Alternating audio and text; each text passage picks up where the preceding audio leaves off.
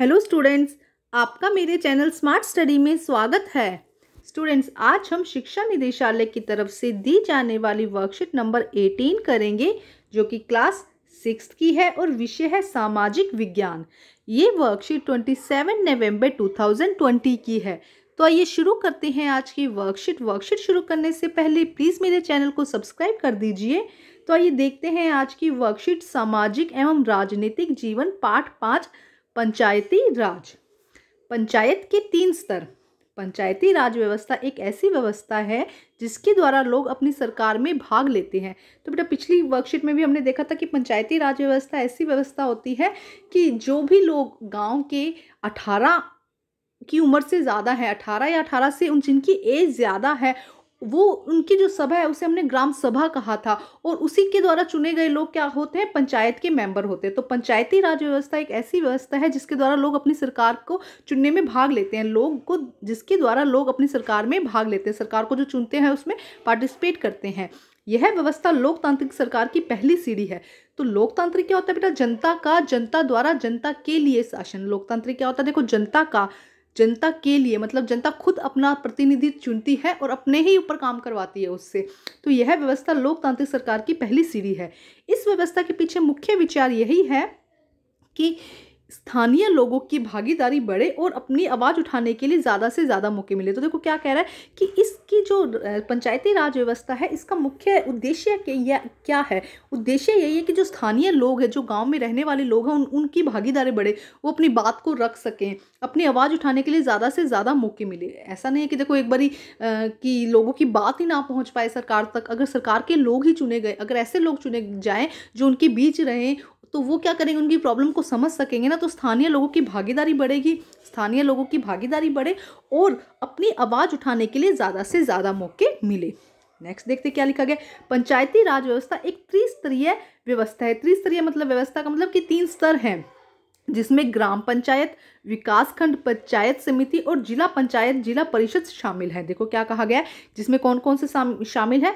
ग्राम पंचायत, ठीक है, गांव की जो पंचायत होगी ग्राम पंचायत, उसके बाद पंचायत समिति और उसके बाद जिला पंचायत या जिला परिषद। तो पंचायती राज व्यवस्था एक त्रिस्तरीय व्यवस्था है, ये याद रखेंगे आप, बहुत इंपॉर्टेंट है बेटा।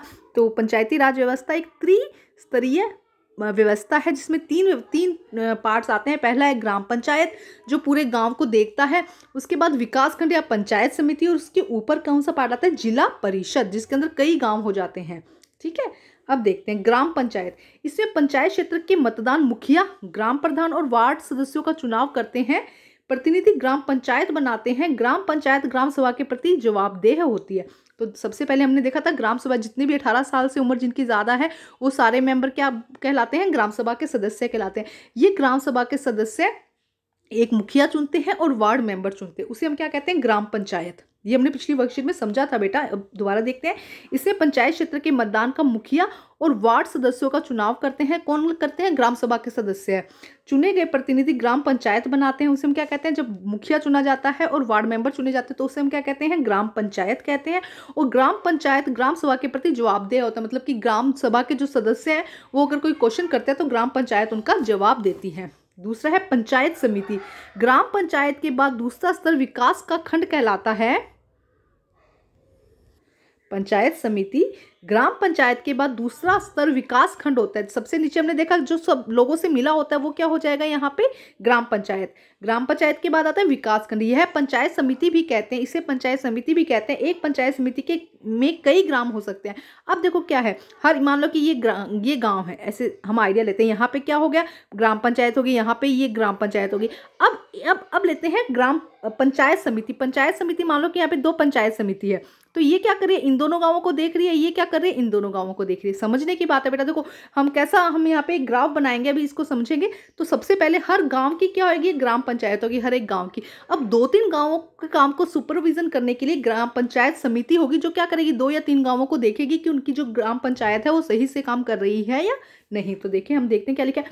ग्राम पंचायत के बाद दूसरा स्तर विकास खंड का आता है, पंचायत समिति का आता है। इसे पंचायत समिति भी कहते हैं। एक पंचायत समिति में कई ग्राम या गांव पंचायतें हो सकती है, अभी हमने देखा था। नेक्स्ट देखते हैं जिला परिषद, पंचायत समिति के ऊपर जिला पंचायत या जिला परिषद होता है। यह तीसरा स्तर होता है। जिला परिषद एक जिले के स्तर पर विकास की योजनाएं बनाता है। अब देखो यहाँ से देखते हैं, ये देखो इस तरह से सबसे पहले क्या आया, हर गांव की ग्राम पंचायत हो गई, ठीक है, हर गांव की क्या हो गई, ये ग्राम पंचायत होगी। उसके बाद आता है पंचायत समिति, मान लो कि यहाँ पे पंचायत समिति हो गई ये, ठीक है। अब देखो ये क्या कर रही है, यहाँ पे एक और ऐड कर देते हैं। देखो यहाँ पे क्या कर रही है, ये जो पंचायत समिति है, ये दो गांवों को, ये भी दो गांवों को और ये भी दो गांवों को देख रहे हैं। ये हो गया फर्स्ट लेवल, ये सेकंड लेवल और सबसे ऊपर है थर्ड लेवल, जैसे कि जिला परिषद, इसे हम क्या कहेंगे, जिला परिषद। ये क्या करता है, अपने अपने जिले के अंदर जितने भी गांव आते हैं उनको देखरेख करता है। जब उनकी देखरेख करता है तो जितनी पंचायत समिति आती है अपने अपने जिले में, उन पंचायत समिति को भी देखता है। तो सबसे ऊपर का लेवल कौन सा हो गया, जैसे कि देखो स्कूल में प्रिंसिपल क्या हो गया, हमारा हेड हो गया। प्रिंसिपल क्या है, सब टीचर सब क्लासेस में सब जगह देखता है। बच्चे क्या हो गए, ग्राम पंचायत हो गए कि वो अपनी अपनी कक्षा में बैठेंगे, ठीक है। अब क्लास टीचर क्या हो गई, जो टीचर्स क्या होगी, वो इस क्लास को भी देखेंगी, इस क्लास को भी देखेंगी ना। और उनके ऊपर कौन हो गया, हेड, जैसे कि प्रिंसिपल सर, ठीक है। ये इस तरह से होता है। अब हम एक बार डायग्राम से फिर समझ लेते हैं। देखो सबसे पहले क्या हुआ, ग्राम पंचायत आए, ग्राम स्तर पे हर गांव का, इसके अंदर हर ग्राम की अलग से ग्राम पंचायत होगी। उसके बाद आए पंचायत समिति, जो क्या करेगी, एक या दो या तीन गांवों को देखेगी। और उसके ऊपर आता है जिला परिषद, जो पूरे जिले के अंदर जितने भी गाँव आते हैं सब पर ध्यान रखता है कि उसमें विकास का काम कैसा हो रहा है, ठीक है, विकास की योजनाएं बनाते हैं। अब हम करते हैं इसके क्वेश्चन आंसर। पंचायती राज व्यवस्था के 3 स्तर कौन से हैं, बताइए बेटा, आप बता सकते हैं, मैंने ये भी समझाया आपको अच्छे से। तो ये हो जाएगा फर्स्ट आंसर। पंचायती राज व्यवस्था एक त्रिस्तरीय व्यवस्था है जिसमें ग्राम पंचायत, विकास खंड या पंचायत समिति और जिला पंचायत या जिला परिषद शामिल है। तो ये हो जाएगा हमारा फर्स्ट का आंसर। क्वेश्चन नंबर 2, पंचायती राज व्यवस्था का मुख्य विचार या उद्देश्य क्या है, बताइए क्या उद्देश्य बेटा। बहुत साफ साफ शब्दों में बताया गया है कि इसके पीछे मुख्य विचार यही है कि स्थानीय लोगों की भागीदारी बढ़े और अपनी आवाज़ उठाने के लिए ज़्यादा से ज़्यादा मौके मिले, कि लोगों को, उन्हें, या यहाँ लिख दो लोगों को अपनी आवाज़ उठाने के लिए ज़्यादा से ज़्यादा मौके मिले। देखो क्या लिखेंगे, इस व्यवस्था के पीछे मुख्य यह विचार है। इस व्यवस्था के यहाँ आप क्या लिख देंगे, पंचायती राज व्यवस्था के पीछे मुख्य विचार यह है कि स्थानीय लोगों की भागीदारी बढ़े और उन्हें अपनी आवाज़ उठाने के ज़्यादा से ज़्यादा मौके मिले, ठीक है।